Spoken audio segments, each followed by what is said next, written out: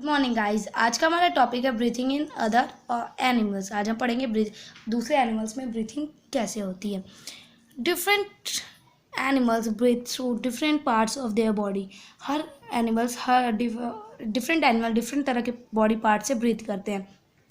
Animals like lizard, animals like lion, cow, goat, lizards, snakes, birds use their lungs for breathing. ये सारे animals lungs use करते हैं breathe करने के लिए। ओके।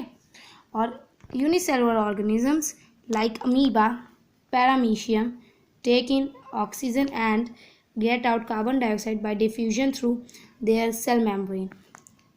और ऑर्गेनिज्म यूनिसेलुलर ऑर्गेनिज्म जैसे यूनिसेलुलर मीन्स एक जिसमें सिर्फ सिंगल सेल होती है, उन ऑर्गेनिज्म को यूनिसेलुलर ऑर्गेनिज्म होते हैं।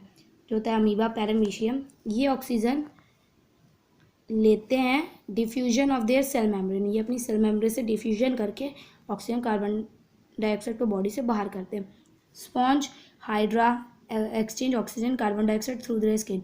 स्पॉन्ज और हाइड्रा जो होते हैं वो अपने ऑक्सीजन और कार्बन डाइऑक्साइड को अपनी स्किन के थ्रू एक्सचेंज करते हैं। ओके। अब हमारा टॉपिक है ब्रीथिंग इन अर्थवॉर्म्स। अब हम पढ़ेंगे ब्रीथिंग इन अर्थवॉर्म्स कैसे होता है। Earthworm and leeches does not have specialized organs for breathing. They absorb earthworm और लीड्स के पास कोई स्पेशलाइज्ड ऑर्गन नहीं होता ब्रीथ करने के लिए। They absorb oxygen in their blood from the air through their moist skin. वो अपने बॉडी में ऑक्सीजन को अपने स्किन से मॉइस्ट स्किन से एब्जॉर्ब करते हैं। The oxygen gas absorb by skin diffuses into the cell. जो ऑक्सीजन गैस होती है वो उनकी स्किन डिफ्यूज करती है जब सेल से, तब वो एब्जॉर्ब करते हैं। The carbon dioxide is diffused out of the body through the moist skin। और वो अपनी बॉडी से कार्बन डाइऑक्साइड को निकालते हैं तो अपनी मॉइस्ट स्किन के द्वारा। Frogs can also breathe through their moist and slippery skin. Frogs भी अपनी स्किन से ही ब्रीथ करते हैं। अब ब्रीथिंग इन कॉकरोच। अब हम देखेंगे कॉकरोच में ब्रीथिंग कैसी होती है। Cockroach and other insects have respiratory system consist of a network of branched air tubes called trachea. Cockroach और अदर इंसेक्ट्स में एक रेस्पिरेटरी सिस्टम होता है जिसमें क्या होता है, एक नेटवर्क होता है ब्रांच एयर ट्यूब्स का, जिसे अपन बोलते हैं ट्रैकिया। ये एक जिसे अपन बोलते हैं trachea. This air tubes have openings called spiracles on their body surface. इनके ट्यूब्स पे एक ओपनिंग होल रहते हैं जिसे अपन बोलते हैं spiracles. The spericle open and close to allow the gas to move in and out। ये ओपन और बंद होते हैं ताकि गैस आना जाना कर सके। The exchange of respiratory gases occurs between the cells and the trachea। Exchange यहाँ पे गैसेस का एक्सचेंज सेल्स और ट्रैकिया के बीच में होता है। अब हम देखेंगे ब्रीथिंग अंडर वाटर। अब अंडर वाटर एनिमल्स कैसे ब्रीथ करते हैं। Fish, tadpole and some other aquatic animals have special respiratory organs called gills। हर जो भी जानवर पानी के अंदर ब्रीथ करता है उनके पास एक रेस्पिरेटरी ऑर्गन है गिल्स, जिससे वो ब्रीथ करते हैं। Gills are made up of large number of capillaries containing blood vessel. Gills large number of capillaries और ब्लड वेसल से बना होता है। This blood vessels absorb dissolve oxygen present in the water and carry into the tissue. ये gills, ये जो blood vessels होते हैं गिल्स में, ये डिजॉल्व ऑक्सीजन को पानी के अंदर से एब्जॉर्ब करते हैं और सारी टिश्यूज़ तक पहुंचाते हैं। The blood vessels also bring back carbon dioxide from the cell of the gills.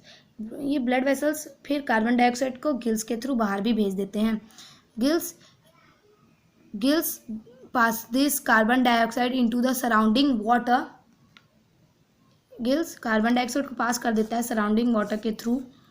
Frog breathe through lungs when one land on land and through gills when in water.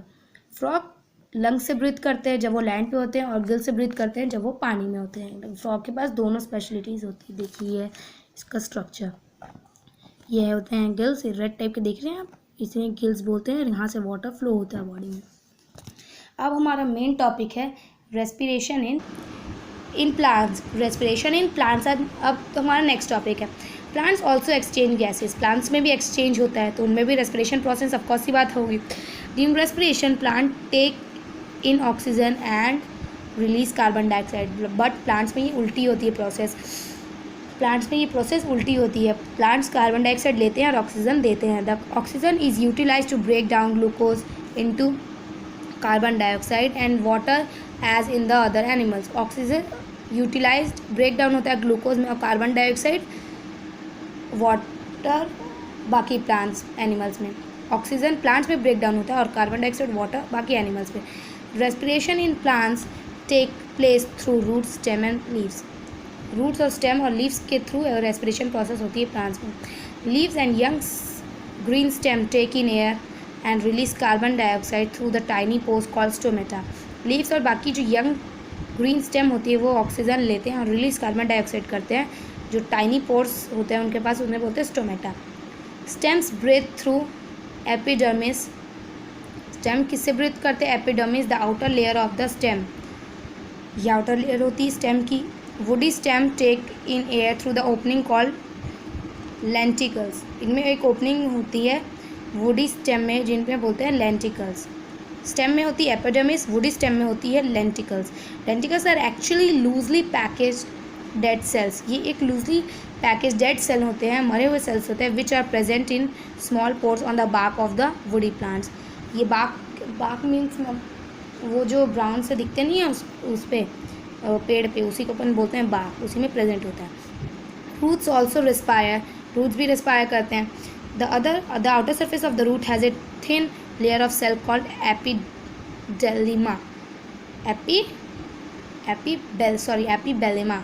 उसमें एक cell होती है root के outer surface में, epiblema. The air trapped in the soil diffuses in through this cells. इसी cell से air soil में जाता है.